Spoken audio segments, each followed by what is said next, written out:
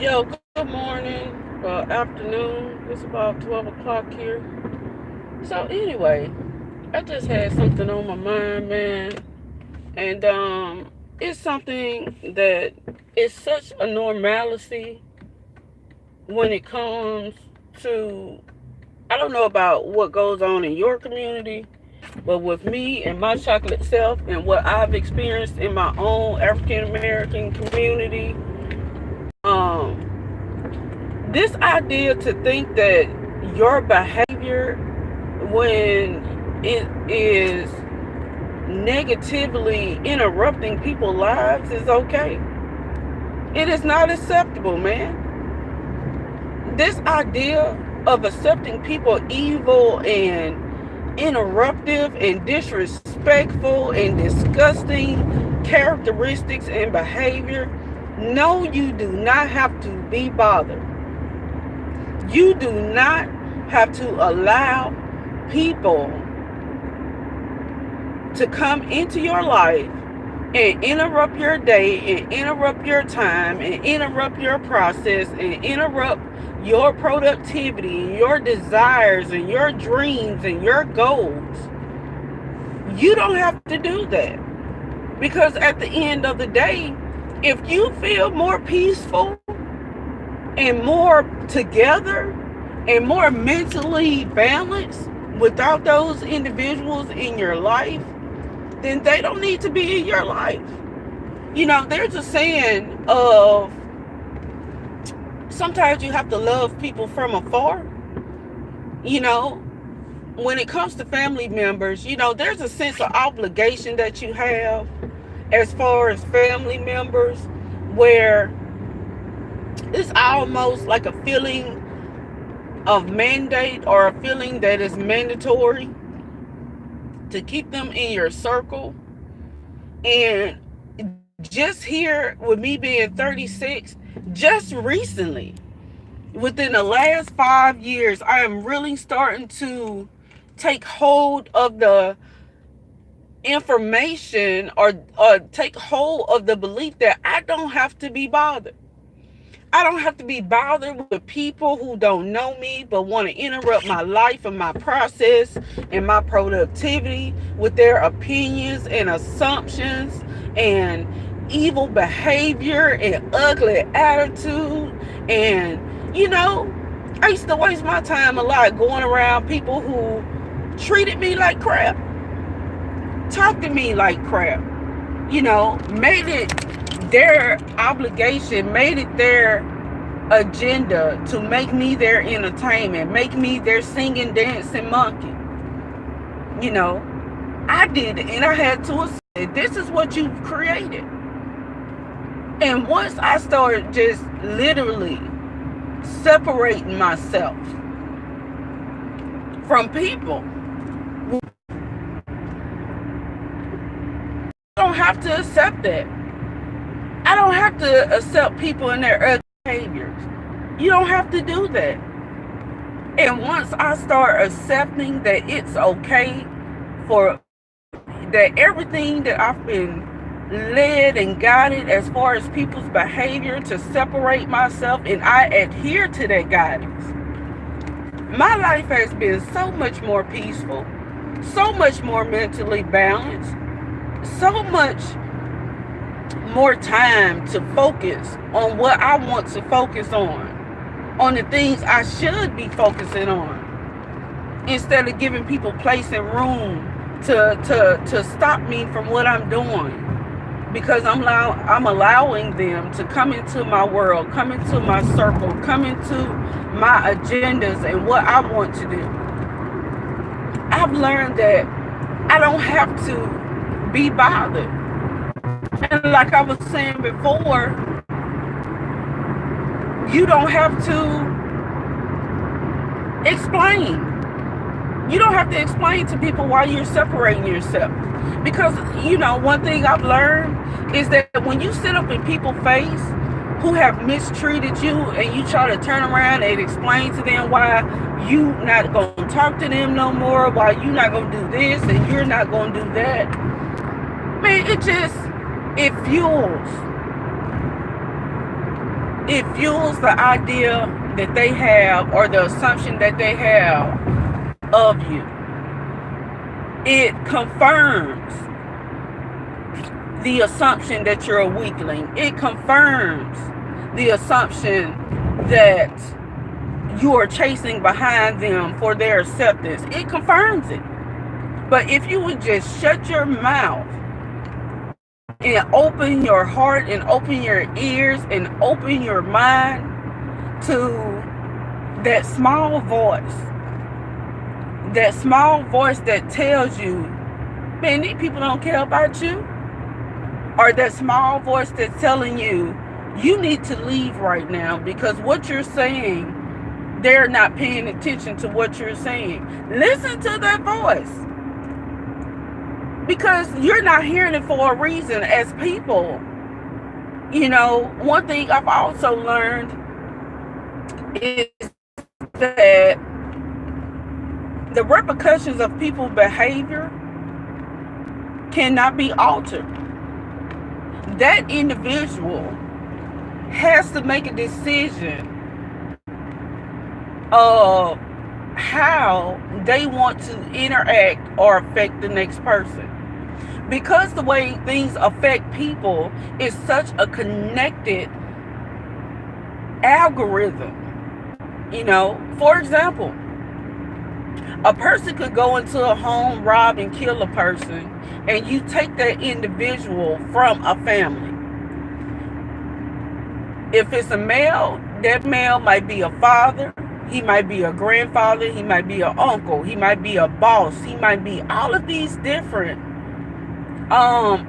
things in several people's lives. And because of the decision of one individual to do wrong, to participate and give in to those evil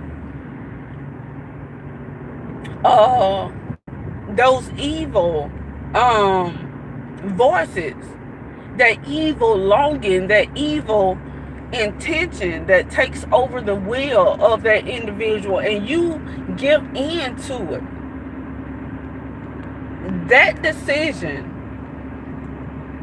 will cause such destruction, not only in that individual's life, because you've taken away a life, but also in the lives of the people that death or that wrongdoing is going to affect.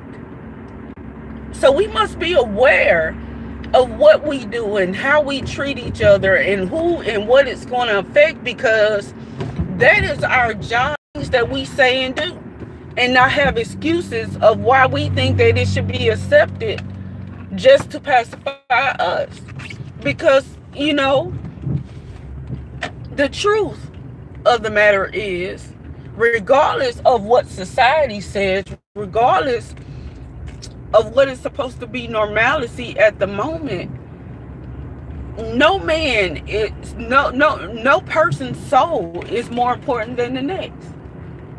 Yes, class and rank and financial class and financial ranking and social class and social ranking may say different, and that's only because of the mindset. If you know, they've created their own little society of people who believe in the same thing, but does it make it concrete? No. Could you create your own society and be, what's the word for it, confident in who you are? Yes, you can. In your small little world, your small little world of you not thinking that you are important, you are important. You can create your importance, even though you might only have one or two friends. Well, that's your world. That's your big old bubble, and you are important. So once again, let us have a mind of accountability. Let us have a mind of awareness. Let us have a mind of opening our ears to conviction, direction.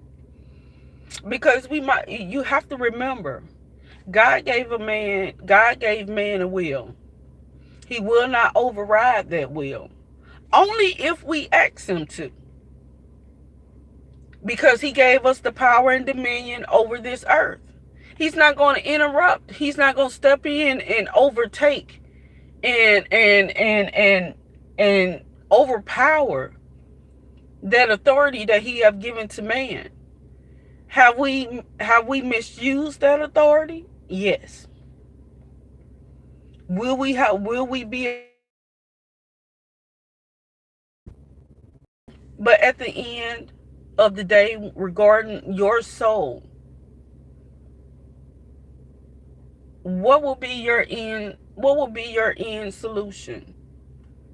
What will the last few pages of your life say about you? Are you taking accountability?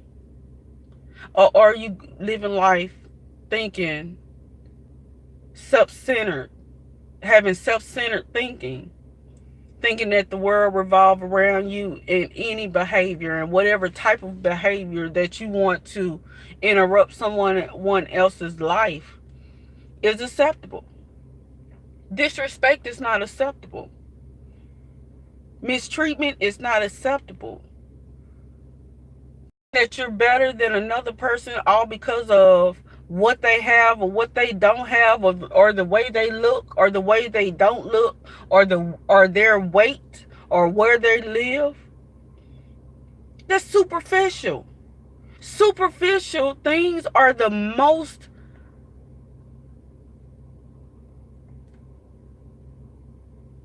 unimportant.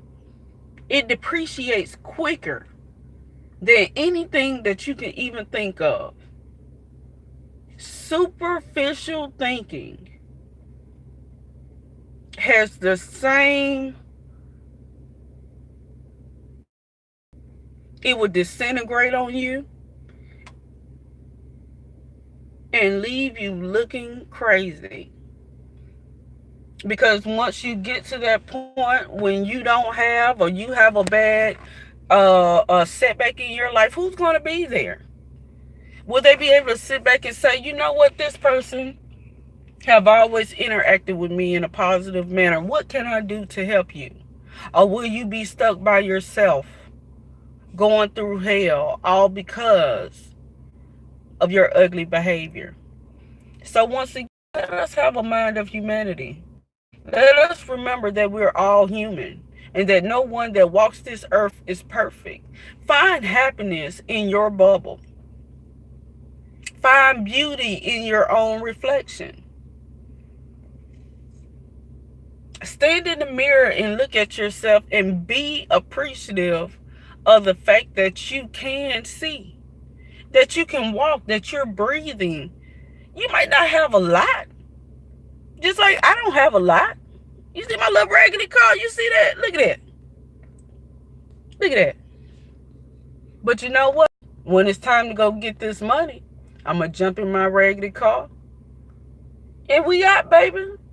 Me and Keisha, we out. And Keisha going to hold me down. And I drive Keisha proudly. Hold on. Matter of fact, let me show you my car. Let me show y'all what I got going on. You here? You couldn't even know she was on, did you? Hold on. Let me show y'all something. Wait a minute. I gotta see it.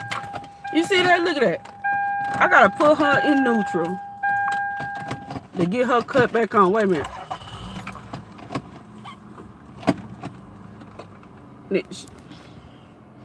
Keisha get upset now. Let me show y'all my car. See that? But she give me where I gotta go. Look at that.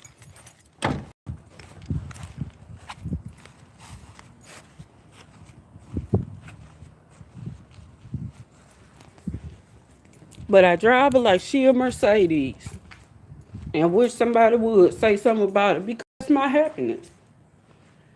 That's my happiness. Find your happiness. Love what you love. And don't let nobody tell you different. You know right from wrong, so you live like you know right from wrong. Okay, peoples? You have a wonderful day.